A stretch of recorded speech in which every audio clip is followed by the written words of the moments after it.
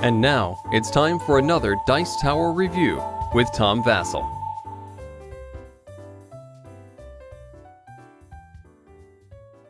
So what do we say when someone lands on your piece? Sorry! Right, and that's the name of that classic game that people have loved and or hated for the past decade or so. And so when I saw this game, at first, Sorry Sliders, I was a little concerned, is this really the kind of game I'm interested in? But look, I'll tell you this. Cross out the word sorry, and you just have the word sliders, and that's really what the game is. It's an immensely fun game.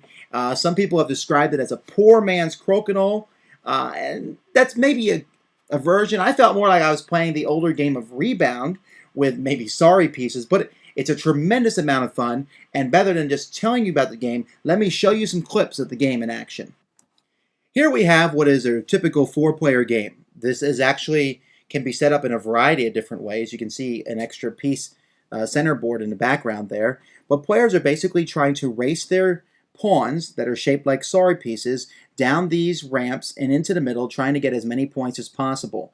You can race them as hard or as soft as you want, and you can hit them off other pieces. There's no problem with that. And again, you can see those rings in the center there. That's how many points you get based on where that ring is. If you look at each player's board, right there in the middle, you see a foul line. Your hand is not allowed to go past that foul line. You can slide it, you can flick it, whatever you need to do, as long as you shoot that disc into the middle.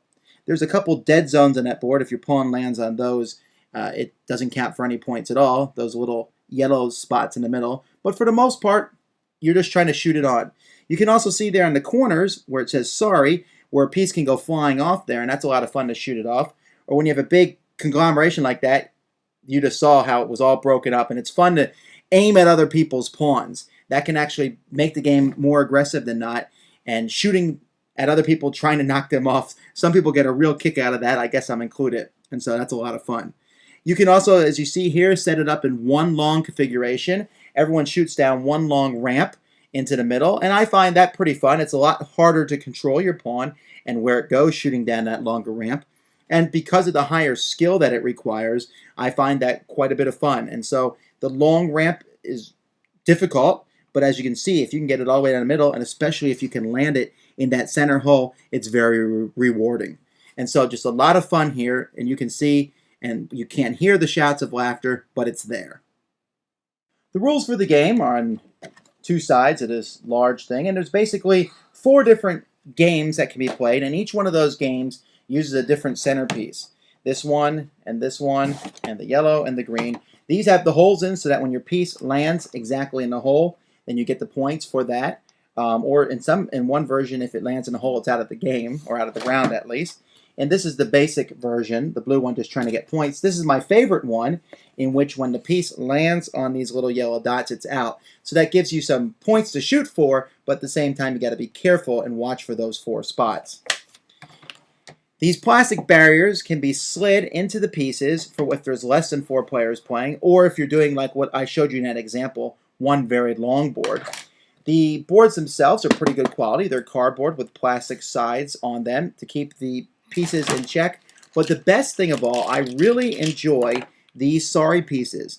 They're fairly heavy. There's a good sized metal marble in them, and they slide very nicely on the table, very nicely on these ramps, and I don't know, it's easy having a grip. The only negative thing about these are that they'll fall over fairly easily, and when they do, they're much harder to control. They tend to roll around in a circle.